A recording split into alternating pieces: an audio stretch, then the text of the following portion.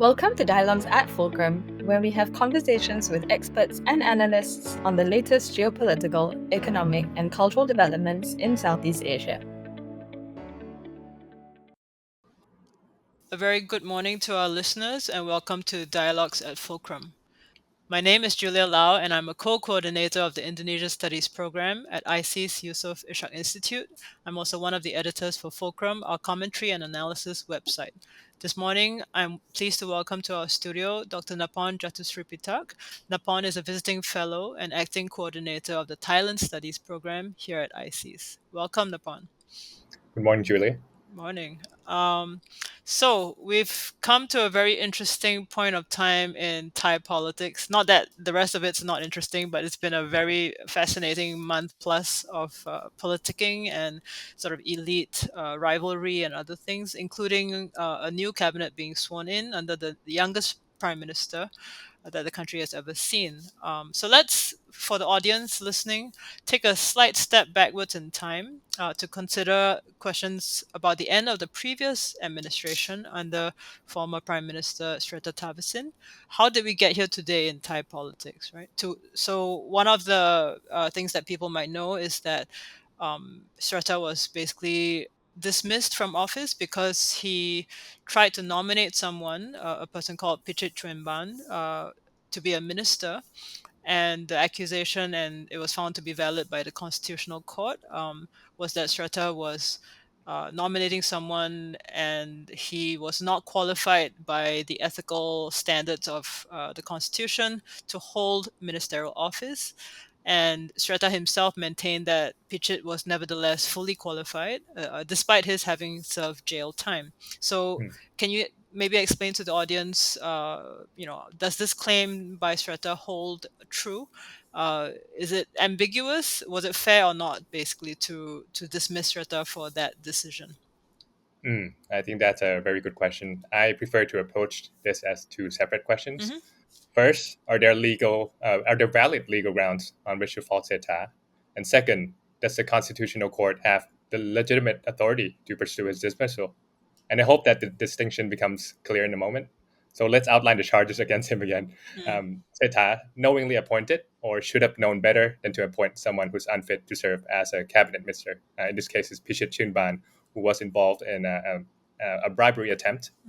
He attempted to bribe the Supreme Court in 2008, and he served 6 months jail time for contempt of court.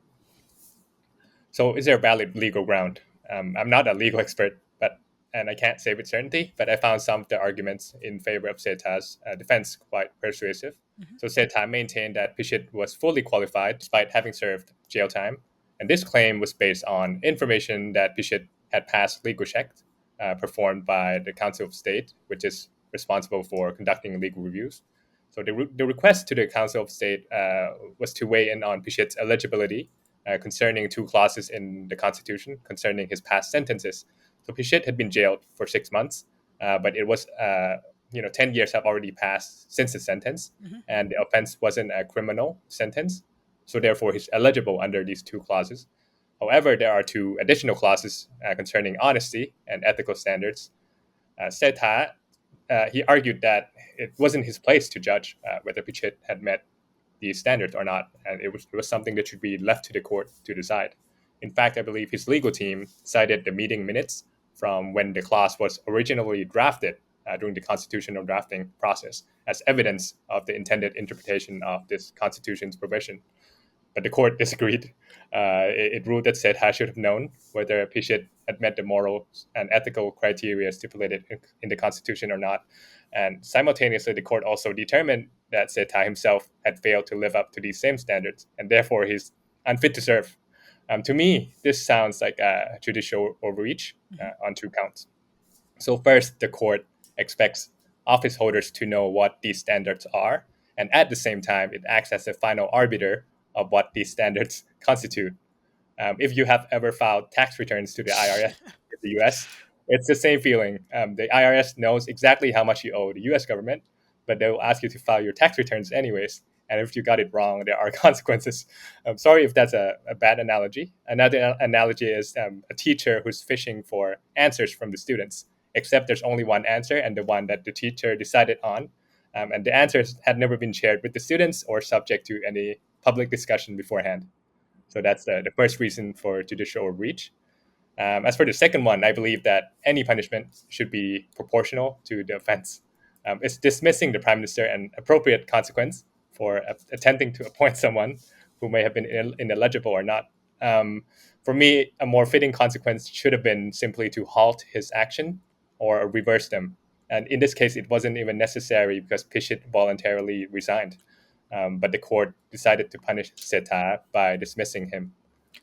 Do you think for the latter point that you raised about is it fair or is it commensurate, right? Yeah. Proportionate. Yeah. Do you think they were just looking for an excuse that this provided the perfect excuse to get rid of Srettha and to put in place Paetongtarn? And I know we're both using the word they. Feel free to define they if you wish. That's my first sort of response to what you said. And I think the general point about law and how the law in this case, the constitutional clauses might or might not apply in Singapore law. So I don't know the Thai system well because it has a civil law system, unlike Singapore, which practices common law. But Mhm. often in law, if you have multiple clauses, one way to think of it is, do we apply all the clauses at the same time Mm, simultaneously and they all have to be true, meaning they all have to be upheld? mm, Or in your case, like you're arguing, if one or two clauses apply, but then there are exceptions, and mm, or that they don't need to all apply and be true at the same time or be upheld at the same time, then maybe we can let this thing pass. Or if mm, there's a separate code somehow, or stated somewhere else, that even if this were true, so even if someone went to jail, there are two exceptions. If enough mm, sufficient time has elapsed and the crime or the offense was not highly criminal or something that was very serious, and this person is deemed to have served his or her due time in jail, then they should be allowed to, if you will, have a clean slate, right? So those are like yes, two separate sort of bunches of questions. So maybe back to that first, sure. were people just looking for a reason to dismiss him? Yes, I believe that they were looking for a reason, fishing for a reason. Hmm. But I don't think it was specifically engineered to get Paetongtarn into the prime minister's seat. Okay. We'll get to that in a moment. I want to Sure. touch on the second point Yeah. first, that it's the bigger issue with this case isn't about the validity of the decision or Mm. legal reasoning. Hmm. It's really about the court's power to dismiss a prime minister over ethical violations and whether this power is legitimate in the first place. Right. And I say this because two members of the Constitutional Court were endorsed by the National Legislative Assembly, which is a rubber stamp parliament that was appointed under military rule after the NCPO seized power in 2014. Hmm. And the rest of the judges were endorsed by a Senate that was also appointed by the junta. Moreover, the Constitution was drafted under military rule and approved in a referendum during which it was illegal to campaign against the draft. So, what this means is that the Thai people didn't truly consent to this power being vested in the Constitutional Court, and in particular, this court. And we haven't even addressed how the case reached the Constitutional Court in the first place. It Right. originated from a petition by 40 senators, all of whom were handpicked by the junta. So it's almost like a volleyball. There's a setter and a hitter, and Right. it's sort of playing on the same team. Right. Um, so my question is this: so if we consider a hypothetical scenario where Prayut was the prime minister instead of Srettha, and Thammanat Phrompao, who served jail time in Australia, Hmm. was the nominee instead of Pishit, would the outcome have been the same? And I think that's a crucial question to consider Mm. here. And if the outcome would be identical, it would indicate that the court is simply applying the law consistently, Right. albeit still overreaching. Right. Um, but if you believe that Prayut would face no consequences, it would imply that the court is not operating as an impartial institution upholding the rule of law, but instead as a tool used to maintain or shift political power in favor of certain figures or factions through selective enforcement of the law. And I think this is the crucial question to consider. For me, I lean towards the latter interpretation. Right. And for the audience, Prayut is Prayut Chan-o-cha, the former prime minister.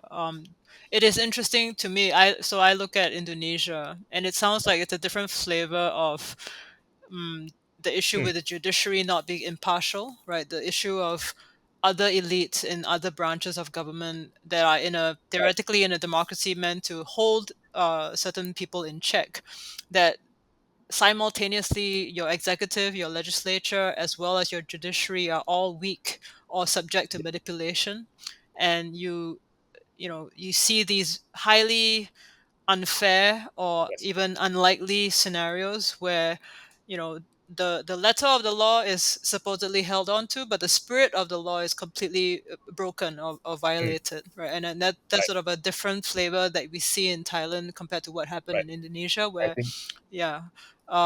So I think that's one thing that we can sort of park for now, and we could come back to it. But I yeah. think you We raise a found that quite interesting. Sorry to cut you yeah, off. It's a yeah. really interesting parallel. And in Indonesia, I saw.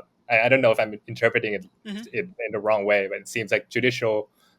They're using legislative power to trump judicial power, Right, whereas right. the reverse is true in Thailand. Right. So it's sort of to try and, because they have a large coalition. Yeah. So you basically can, like you say, sort of steamroll things in Mhm. parliament. And this past, month, the only reason why they stopped, and it doesn't mean they won't try again, is Mm. that they feared that the street demonstrations would get out of hand. But I see. that was really at the last minute, and on the day that the parliament was supposed to convene, they managed to mass so many people that the roads were closed, and not enough parliamentarians managed to get into parliament, and therefore it failed only because they lacked a quorum. Mm. And then only after that they backed down. So not because they didn't want to, they still wanted to, but they couldn't get into the building. I see. And then they decided, given the sentiment, that it was wise to sort of drop it for now. So Okay. everyone's waiting to see, what will come back. Um, Fascinating. yeah, you had a separate set of points that you wanted to make in response to the other question, or do you want to now move on to talk about move forward? That's another big thing. Another Um, with regards to your question about how the Yeah, law is applied in Thailand, yeah, I'm not an expert on this issue, sure. but in Pishit's case, Srettha's prime minister office, they filed a request to the entity that conducts legal reviews Mm, on only two clauses. So if they had asked the entity to review all of the clauses that apply to Pishit's case, including the ethical ones, perhaps the outcome would have been different. right. That's how I would frame it. We might never know, right? You might never know. Yeah. Yep. Okay, let's move forward to move forward. So this decision to dismiss Srettha was the second bombshell in a week. This is after the court decided to dissolve the Move Forward party. Maybe Mhm. for the listeners, could you talk a little bit about what Move Forward meant and what the dissolution means? We've discussed judicial overreach already, but I think the Move Right. Forward case is a different, maybe in many cases much more serious example, where the will Yeah. of the people as expressed in an electoral vote Sure. is truly undermined in this case by the judges, right? Yes. Just to recap a little bit Sure. for the audience, the Move Forward Party was the party that won the most votes and the most seats in 2023 general election in Thailand.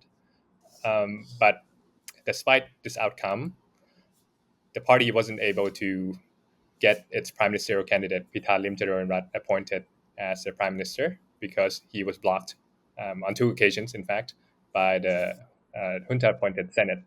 And after this outcome, the party was excluded from the government formation process. And then a year later, the party was dissolved over charges pertaining to its attempt to campaign. It's a campaign to amend the lèse majesté law in Thailand, which the court deemed an attempt to undermine the democratic system of government with the king as head of state. So I think that judicial overreach in Thailand has been normalized for some time. Not just judicial overreach, but I mean party dissolution. Move Forward isn't the first party to be dissolved. It's actually, there's a series of party dissolution that happened in Thailand before Move Forward. In fact, its former incarnation, the Future Forward Party, was Right. also dissolved a year after the election in 2019.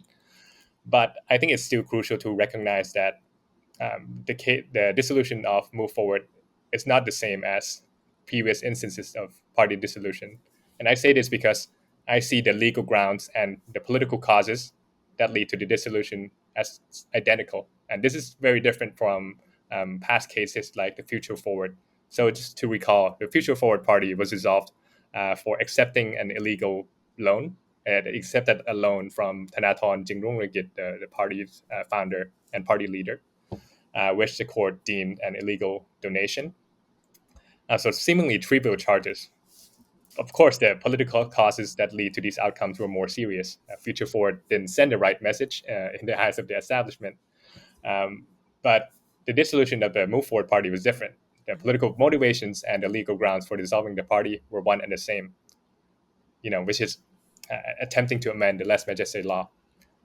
So in this case, I would say that the legal precedence isn't simply to avoid accepting a loan as donation, right?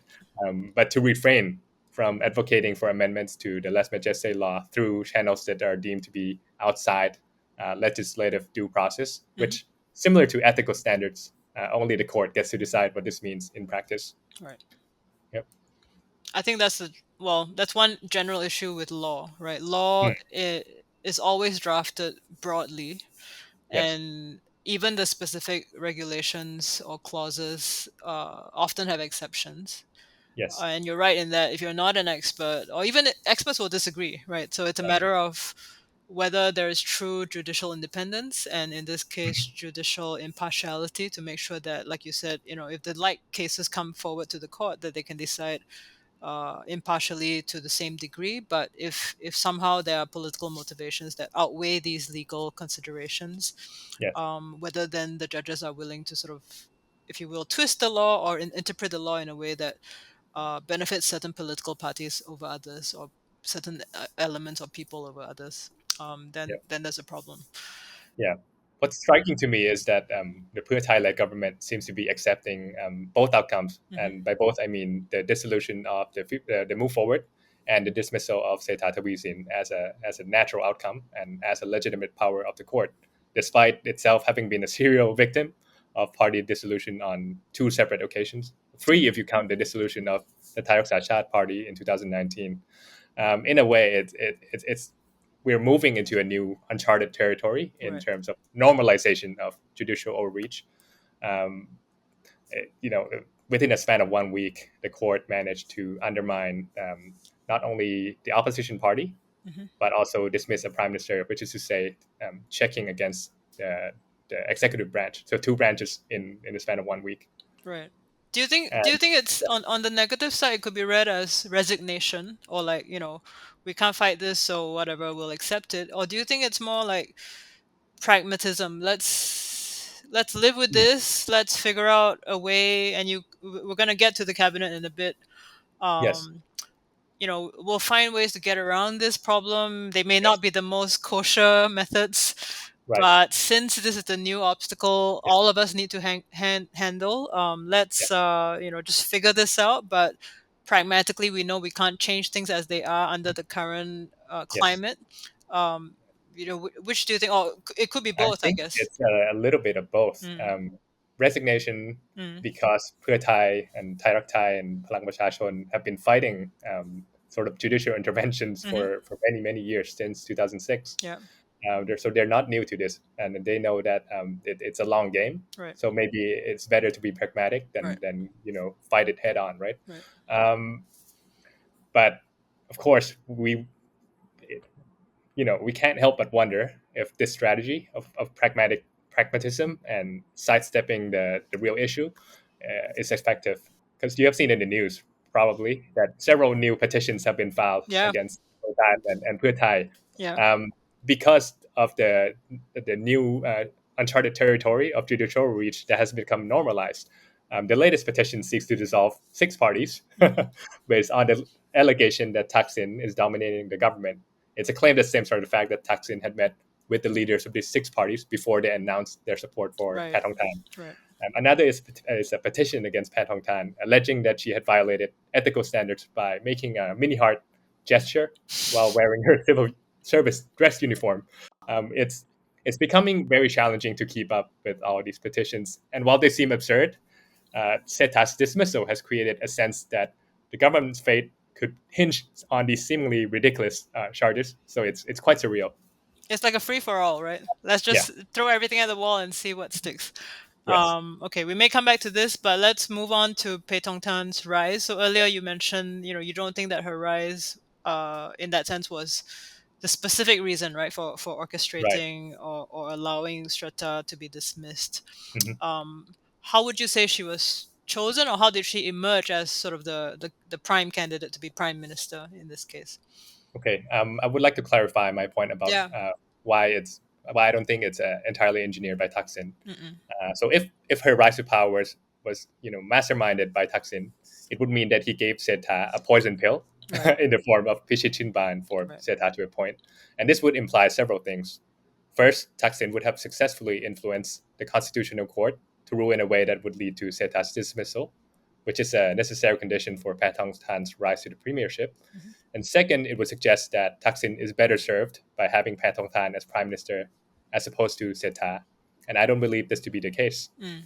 From my perspective, the most plausible explanation for Srettha's dismissal, particularly the 5-4 split verdict, as opposed to the unanimous 9-0 decision in the move forward case, is that the court judges lacked clear signals on how to rule. And by signals, I mean signals from above. Yep. So they ruled based on individual interpretation on what should be done. And this isn't necessarily legal interpretation, but political interpretation. It's widely known that Pochaman, Thaksin's ex-wife and Paetongtarn's mother, has strongly opposed the idea of her daughter becoming prime minister. Mm. I think this stance comes from, concerns about potential legal consequences that Paetongtarn might face. Uh, and I would have to agree with Pochaman's perspective, considering that 4 other prime ministers have been in this precarious position before, and they all took the fall for Thaksin in one way or another. Right. Samak Suntharawet, Somchai Wongsavat, Yingluck Shinawatra, and now Srettha Thavisin. Right. Yingluck had to flee the country. Yeah. So why would you, given these circumstances, why would Thaksin willingly place Paetongtarn in such a precarious position? And the current political climate, just to add, is highly unfavorable. The government wields little actual power. Pheu Thai's influence has waned significantly, and judicial overreach has reached new heights. So, in my view, unless Thaksin's out of options, it seems unlikely that he would voluntarily subject his own daughter to these kind of risks. Not to mention that he himself still has a pending, less majestic case. So, all the more reason to tread carefully. To get back to your question about how Paetongtarn was chosen over Chai Ghasem, it's important to note that there was initially a confusion on that day within Pheu Thai. So the party, I think in the morning, initially proposed Chai Ghasem, Mhm. but later switched to Paetongtarn. There's a few theories out there about what had happened. So first, Chai Ghasem has some baggage. He was actually the Attorney General at a time when Pichit Chunban attempted to bribe Supreme Court officials. Although there's no evidence, some people drew the connection that Chai Ghasem was behind the decision by the Office of the Attorney General not to charge Pichit with a criminal offense. Mm. So it's a small world scenario. Yeah. And during the campaign, I think this is more serious. Chai Ghasem also proposed amending the less majestic law. So given this background, Thaksin might have suddenly realized that Chai Ghasem was too risky as a candidate for prime minister, and as a result, he was swiftly Chai Ghasem was replaced by Paetongtarn to avoid further political fallout. So this would imply a lack of preparation or coordination among Pheu Thai's inner circle. Another theory out there that's circulating in the media is that party MPs in Pheu Thai wanted a more charismatic leadership figure to reinvigorate the party's morale and popularity. So they protested the decision to field Chai Ghasem and advocated for Paetongtarn instead. It's a plausible explanation, but in my view, Thaksin has never really been known to heed the wishes of his party MPs.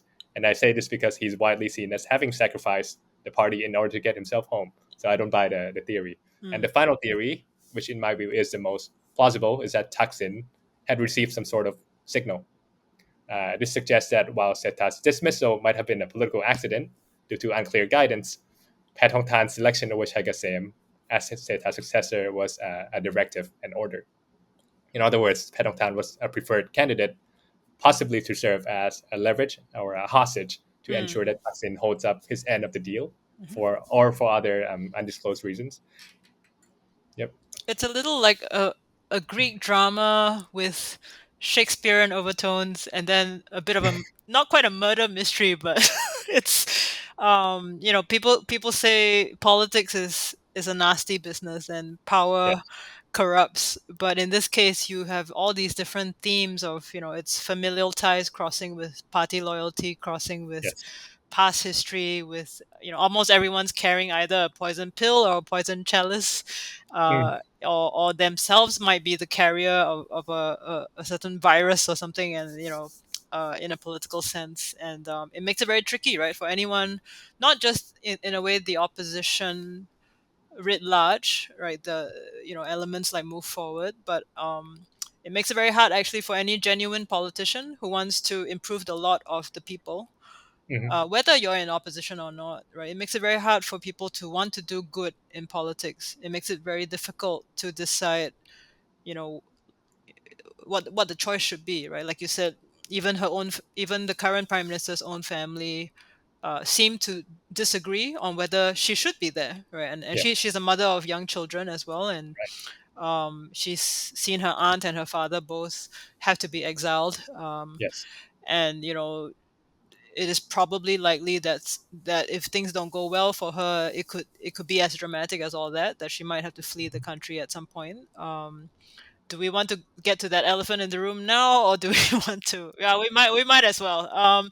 So we had originally thought that a question would be, whether we think she's likely to fare better than her father and aunt, Mm. as premier, in terms of not just, we try not to crystal ball gaze, but I think, Right. would she ride out the first 100 days? She now has a cabinet in place. There are Yes. issues with that cabinet that we can talk about. Hmm. But if you were, say, an advisor, if we imagine, right, to her, what minefields should she avoid? Clearly, being a sort of oppositional figure is not to be done.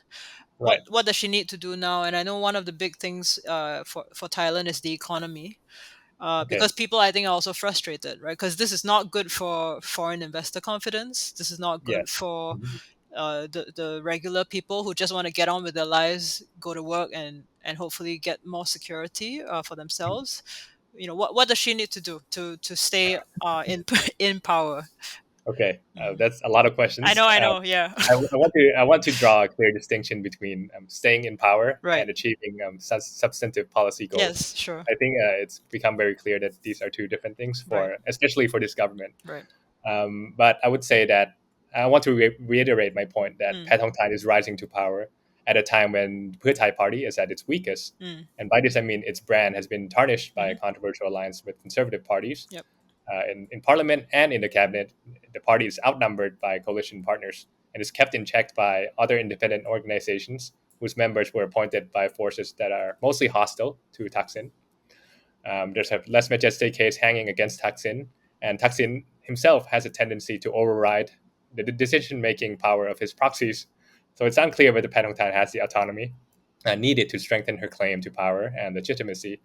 And last but not least, Thailand's outdated economic engines can no longer deliver the kind of growth seen during Thaksin's era. Yeah. In my view, these are grave challenges. It's very difficult for Paetongtarn to achieve substantive policy goals.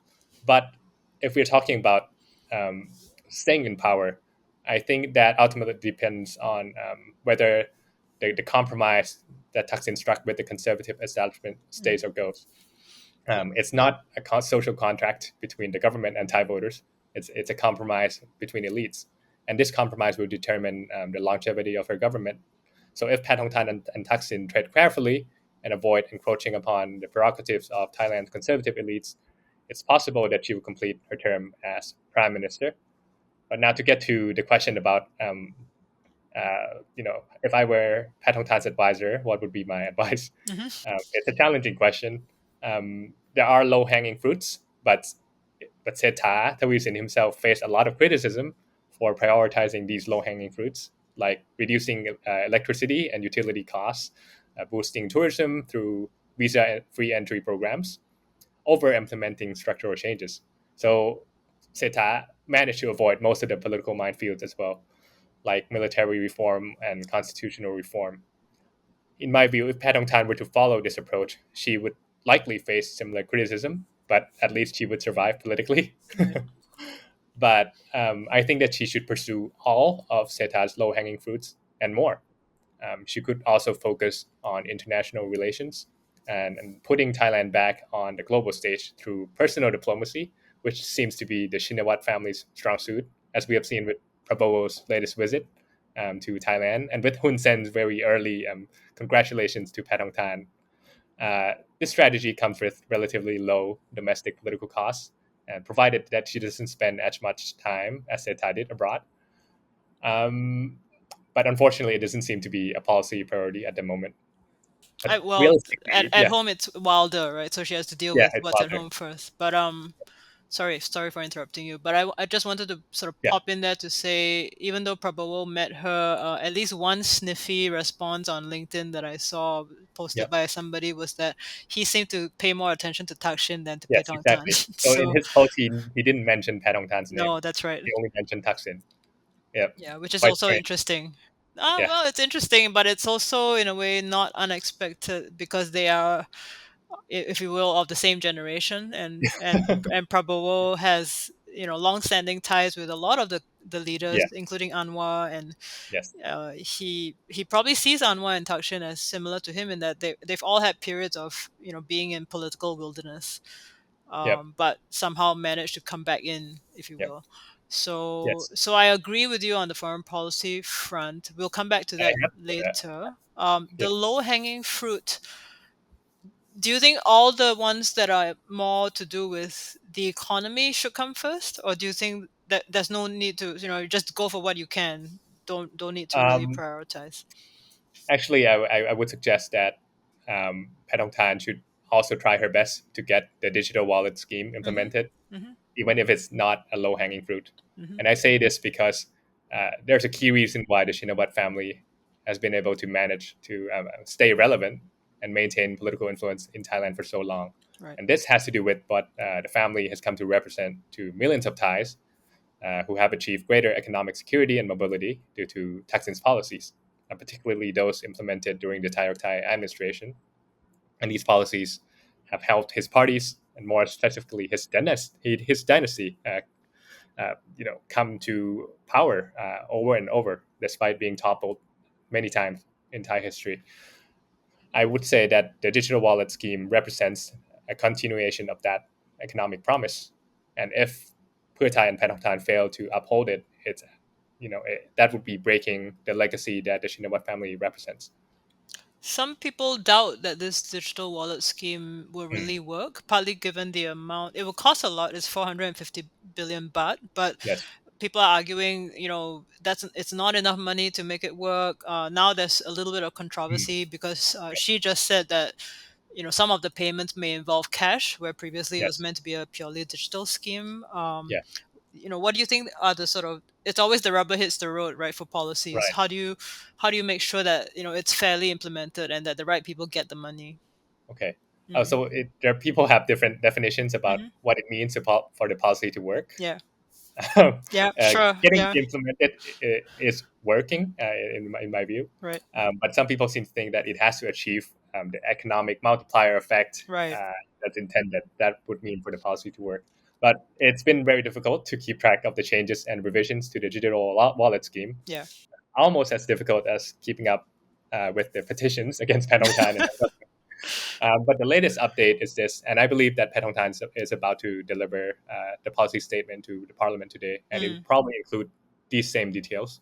The first group uh, will uh, will consist of 14.5 million people, Right. and these consist of state welfare card holders and people with disability, and they will receive 10,000 baht in cash transfers without needing to register. So this is going to happen at the end of this month, Mm. and the remaining 30 million people who are eligible for the program and who have registered using the Thang Rat app, which is a super app developed by the Thai government, Yeah. will receive an installment in two installments. The first installment will be 5,000 baht to be dispersed before the end of this year, and the second installment will be distributed in early 2025, probably through a digital wallet. So So, what this means yeah. is that the policy is neither digital or wallet in the first phase. For listeners, that's about Singapore dollars 386 and US dollars 296. Um, Mm, I think I mean, all schemes like that, Singapore has some schemes where the government gives you $200 or whatever, and some people Yeah, complain, "Oh, that's so little," blah blah blah. right. But I think you're right in that implementing something like this, even if it's to say, okay, each citizen who deserves it, and in this case, the first tranche and the first phase of it, Yes, and the people who are meant to receive it, if they yes, are truly in need, then yes, that's a sort of low hanging fruit. There's no quibble. It yes, shouldn't matter whether it's cash or not. right. And even if it, like you said, even if it doesn't stimulate the economy, right? It's getting to Yeah, the right people. Yeah, exactly. So I think in that sense, there's not much to quibble with.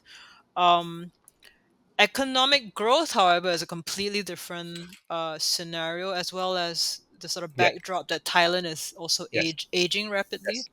And right? I would have to Yeah. say that this policy has been framed as a way to stimulate the Yeah. economy, and this framing is deliberate because different framings have been used in the past, and it Hmm. was too highly politicized. And Hmm. by this framing, I mean a populist framing. Right. Right. We give cash handouts to the poor, Right. not because we want to stimulate the economy, but because we want to help the poor. And this framing has been politicized in Thailand in the past. It's been labeled taxonomics, Right. uh, and it didn't achieve the right uh, political outcomes. Let's frame it that way. Sure. So I think that the stimulating the economy framing is something to sell to middle class voters who may not benefit from the policies. I'm no economist, but taxonomics also sounds like jokonomics. Also sounds like probonomics. Yes, or Abenomics. Yes, Abenomics. So yes, this yo. Uh, let's turn to her cabinet. So I saved the best for last. You did write a Fulcrum piece that will be published today as we are speaking. This is the 12th of September. By the time our listeners hear this, it will be about a week or two after that. What is notable about this cabinet? What are the sort of distinctive features, if you will? And I'll let you sort of do the honors of telling people. And if there are key appointments, in the past where cabinets were announced, people always looked at, okay, who is defense minister, who is foreign minister. But in this case, the emphasis is slightly different, right? right. Palika's 11 out of 36 of them share surnames with some very important people in Thailand's Mhm. political history. So take it Yes. away. Okay. Yeah. I think that the most substantial changes in the cabinet involve the inclusion of ministers from the Democrat Party, Hmm. which is long considered as Thaksin's arch nemesis, Mm. and the exclusion of ministers representing the Palang Pracharat Party, or more specifically, General Prawit Wongsuwan, who is leader of Palang Pracharat. I think that Palang Pracharat's exclusion has been a long time coming. It's widely known that General Prawit drew the short end of the stick when Srettha became prime minister. Prawit probably had plans for bigger things, but Thaksin chose to make deal with people affiliated with General Prayut instead. And we can deduce this from the voting patterns in Parliament in last August. Senators who were affiliated with Prayut voted in favor of Srettha, while those linked to Prawit either voted against or abstained. So Prawit clearly is not happy with Thaksin, but his party became part of the government anyways, despite holding relatively minor cabinet portfolios.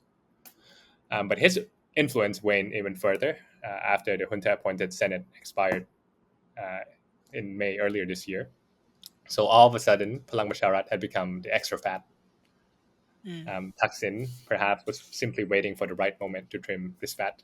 But the most intriguing aspect to me is that some of these cabinet seats, which previously belonged to Palang Basharat, were reallocated to three individuals from a party affiliated with Tamanat Prompao, who was the Minister of Agriculture. Mhm. Interestingly, Tamanat is still part of Palang Basharat. According to the law, if he and his faction members quit the party, they will lose their status as members of parliament. So the only way to leave the party and keep their MP status is to be expelled by the party executive committee. Prawit, knowing this, isn't going to give them that satisfaction. So it just has created a really weird scenario where there's a party that's half of which is included in the current cabinet, but the other half is excluded. A similar situation is taking place within the Democrat Party. Four Democrat MPs objected to the party joining the government. So essentially, this new cabinet has managed to drive a wedge through two political parties in Thailand. And it's also fascinating from the standpoint that the Democrat Party is, you know, like I said, a long-term nemesis of Thaksin. It essentially means that there are no permanent friends or enemies in Thai politics. The key question is this: did Thaksin really need the additional parliamentary seats offered by these two parties? I don't know. If the goal is to create a grand coalition where the defection of any singular member doesn't rock the entire vote, then this strategy probably makes sense. But from my perspective, it appears to be a calculated move to kill two birds with one stone. So you tarnish the Democrats' party brand for Right. good and eliminate Prawit in the process. Let's talk about the family ties portion. So what you've given us is an overview of the political side of things. Yes, And sort of, you know, when you said earlier about driving a wedge through parties, my thought yes, was, does it still matter what party you're in? Like you said, if there's a yeah, grand coalition, in a way, it doesn't matter what your party platform is, as long as you get in cahoots with the right people. mm, What your label is, it sort of in a way becomes irrelevant or less relevant. yes, But the other sort of big theme running through this present cabinet is how so many of them have family ties with past ministers yes, and past, DPMs and prime ministers. yes, So do you want to talk a little bit about that as well? yeah, sure. Yes, so these ministers who are replacing their siblings, their parents, are doing this because of a deliberate attempt to avoid the ethical violations, which it's a legal precedent established by the constitutional court's verdict against Srettha. And three ministers in particular are doing this. One is Chada Thaiset. The other one is Thamanat Prompao. Chada has given his daughter Sabida to take the role of Deputy Minister of Interior, whereas Thamanat is having his own brother take over as Deputy Minister of Agriculture. And these two individuals have no, bad track records that could lead to a case similar to the one that Srettha has been found guilty of. So it's a way of sidestepping formal regulations and preempting legal challenges against Paetongtarn for appointing the wrong people or knowing, should have known better type of violations. Right. But I would also say that this is an unintended consequence of the way the law has been written. So political dynasties have managed to sidestep these laws, and other politicians probably cannot achieve the same outcomes. So in a way, I think uh, the ethical violations and the standards introduced by the constitutional court inadvertently lead to the proliferation of political dynasties in Thailand. Of course, it's not the first time that political dynasties have run rampant in Thai politics. A similar thing has happened in the past, specifically in 1997 with the Constitution. At that time, three, three constitutional engineering attempts were made. One is the inclusion of the party list, which in theory should promote the inclusion of technocrats and people who are, very policy oriented, as opposed to politicians who are more focused on doing constituency services or patronage. Second is the inclusion of the Senate as sort of the upper house, the guardian, to keep check on the lower house, which is seen to be more proximate to day-to-day and everyday politics involved with money, politics, and corruption, and so on. And the last artifact, or how should I say it? Artifact's a good word. Artifact. Yeah. The last artifact is inclusion of independent organizations like the Election Commission, the Constitutional Court, and the National Anti-Corruption Commission. And these independent agencies are supposed to oversee the conduct of elected representatives. And the members who are appointed to these agencies are overseen by the Senate. So the Senate is the moral backbone of this system.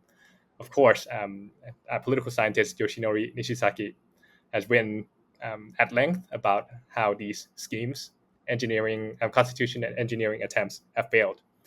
So the Senate ended up becoming a spouse's chamber. So people in the lower house would try to get their wives, their husbands, to campaign for the Senate. And the Senate district was province-wide. the only people who can campaign province-wide are usually the people with the most resources and networks and family networks, in fact. So the Senate failed. As for the party list, the seats were awarded to faction leaders. So faction leaders got the top positions in the party list, like 1 to 10 are all family members, for example.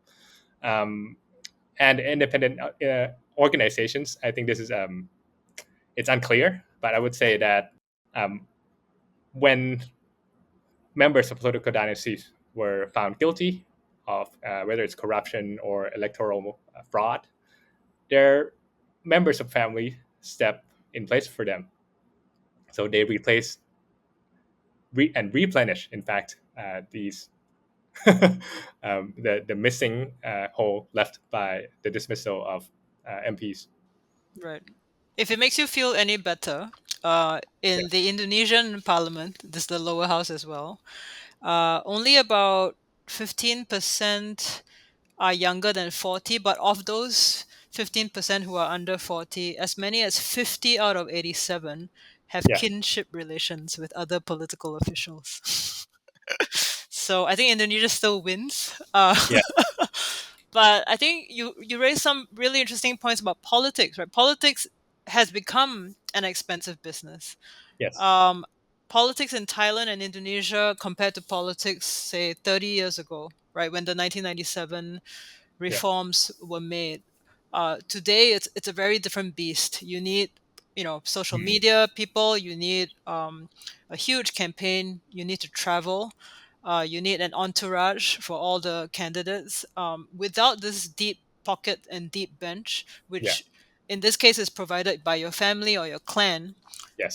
it's very, very hard to get national recognition, right? Even Yeah. district recognition. We ran a piece a while ago where it was a true story. It was raised as an example in the piece, where someone was forced to sell a kidney to raise funds for his sort of local level election. But it's sad, but also sort of horribly macabre, right? That you need Yeah. to get to this point if you're not from a rich or political family Right. to run for office, that you need to do all these drastic things because people Yes. expect handouts, people expect Yeah. to be rewarded when you win. And then the other recent terrible thing that happened in Indonesia was people who have been elected to the regional parliaments are using their letters of appointment as Mm. sort of collateral for bank loans. And Wow. it's crazy. So it's become this serious monetization, if you will, of politics, Mhm. Yes. which arguably makes it an even dirtier business than it Yes. typically is. But in the case of an electoral democracy, then it means that you're violating, not just the spirit of the law, in this case, the spirit of democracy, right? Because Yeah. individual citizens no longer, in that sense, your vote is not a real vote because you're Right. voting for a subset of people who already are there by virtue of privilege. Yes. Right. Yeah. Something is clearly wrong when democratic politics becomes the exclusive domain of those with dynastic connections. Right. Yeah.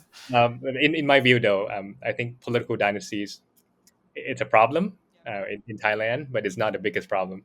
That's Okay. how I would frame it.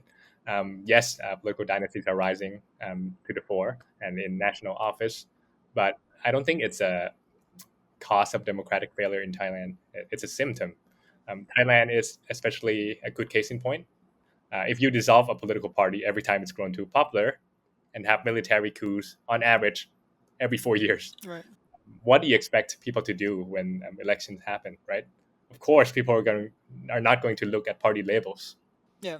They're not going to join political parties as members or participate in local party branches because they don't expect parties to survive. Mm. They'll look to something more durable, like political legacy of families as Right. cues on Right. how to vote.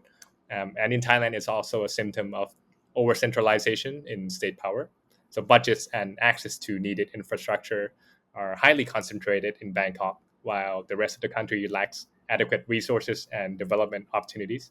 So this imbalances reinforces the importance of political dynasties as they become the primary gateway for provinces to secure funding and support for local projects. For instance, Suphanburi, it's transformed under Banhan Silpa Asha's leadership. it demonstrates how political families can effectively channel resources to their home regions and create lasting legacy among voters. And the province is nicknamed Banhan Buri after Banhan Shinawatra. Of course, I'm not defending political dynasties, but I just see that um, sometimes it's a symptom as Yeah. opposed to a cause. Yep. Yeah, I think you're entirely right. I think it's sort of it is a real symptom, but it's almost like a cancer, right? It's Yep. the body is hurting, and it's the body politic, but the corruption and the Yep. sort of familial ties slash, uh, we won't use the word nepotism per se. There is some of that, but I think still Yep. not quite the degree we see in Indonesia at this point. Right. Yeah. And But in Thailand, I would say that the yeah, attempts to cure this sickness yeah, has backfired. right, They're trying to cure the symptom without addressing the underlying causes, and it's not effective because there are unintended side effects. So, like the ethical violations case. right. On that depressing note, let's turn to a last easy question. So I asked this of everybody just about that I interview. Yeah. For people who are listening, who are younger and want to someday be a researcher or someday be a political scientist, how did you get to this point? Why are you so interested in Thai politics, and what made you, make that the focus of your scholarship right now? Okay. Wow. I think it's not the most easy question. No, it's not. Well, you can say as much or as little as you want. Sure. Sure. Yeah. I have always been interested in Thailand Hmm. specifically, and I say this because it's an outlier case in political science as well. Given the past colonial history or lack thereof, Hmm. given the fact that we have more political instability than many other countries, military coups on average once every 4 years. I wanted to understand what's contributing to these patterns of um, political instability. Right. And I think that's how my interest originated. And my advice to younger researchers, I guess, is not to obsess with coming up with the most robust explanation for political outcomes. That has been like the training that I received in American political science programs. But really, I think it's about developing new ways of seeing, Mm, and I'm taking this directly from James Scott, like seeing like a state, right? Um, and to some extent, Benedict Anderson. These works are not remembered for having produced the most robust explanations. right. They're remembered because they are giving people new lenses through which to understand why something occurs. In Benedict Anderson's case, how did nationalism emerge, right? How did the nation state become the most dominant form of states? Um, so I would say that it's very important to focus on developing lenses through which to understand politics, and this is more important than trying to uh, validate your own views of the world based on what you see as empirical evidence, which sometimes Right. it's only subject to disciplinary constraints. Do you think because you are from Thailand, it's a different kind of lens versus, say, a non-Thai person looking at Thai politics? What do you mean? Does it give you a leg up or a different lens, if you will, to use your metaphor, to see the country? Or do you think it may be a liability as well? It could be a good or a bad thing, depending. But do you You went find a that bit is it irrelevant? Does it matter or not? So sometimes for me it comes up because people guess or think that I'm Indonesian, but I'm not. right. So they're like, Okay. "Oh, you're Singaporean? How come you study Indonesia?" So I guess that's and it may or may not be relevant in your case, because I think political science has its own rigor and theories and all that, and it Yep. should not matter. But do you think in your case it is a plus or a minus? I I guess. think being from Thailand and studying Thai politics is not a plus Mm. Okay. because there's a lot of things that you take for granted, Sure. and that can only be discerned through an outsider's perspective. Mm. Some of this has to do with socialization in schools. Hmm. I used to believe very much in the official narrative of Thai nationalism Sure. before I went to study in the US, for example. Um, well, that's really where the interest started, I guess, if to Right. go back to the previous question, Yeah. nationalism. Um, so it's not a plus from that perspective. The plus happens when you are doing actual research, I Right. think, Right. through developing networks of informants who can give you reliable information about the work that you're doing. It's perhaps more difficult to do that if you're a foreigner. But I have gone to fieldwork with foreign academics before, and sometimes it's easier to make people drop their guard around a foreigner, and That's then if you're true. shy, Yes, yeah. that's true. But I wanted to sort of thank you for, it's never easy, I think, to study Thai politics, especially at a time when it seems very chaotic, and it seems that a lot of moving parts are going on, and events just keep happening more Oh, often and faster it than seems you can interesting. cope, right? So I hope this was useful for people who are trying to understand it better, and I think it's given us a sort of deeper sense into what's been going on behind the scenes in the last couple of months and more. It gives us also a bit of an insight into what might happen in the coming months as we watch this new government start moving on its agenda. Uh, I know that there are many programs that you've lined up, including one on October 4th. Is that right? Sure. Yep. That unfortunately I won't be able to attend in person, but I wish you all the best for that, and all the best with your writing. And thank you so much for joining us today. Yeah. Thank you very much for having me. Thank you for joining us in our conversation on Dialogues at Fulcrum. If you want to access more of our analysis on Southeast Asia, please check out fulcrum.sg. Dialogues at Fulcrum is brought to you by the ISEAS Yusof Ishak Institute. We look forward to sharing more insightful conversations with you in subsequent episodes. See you then!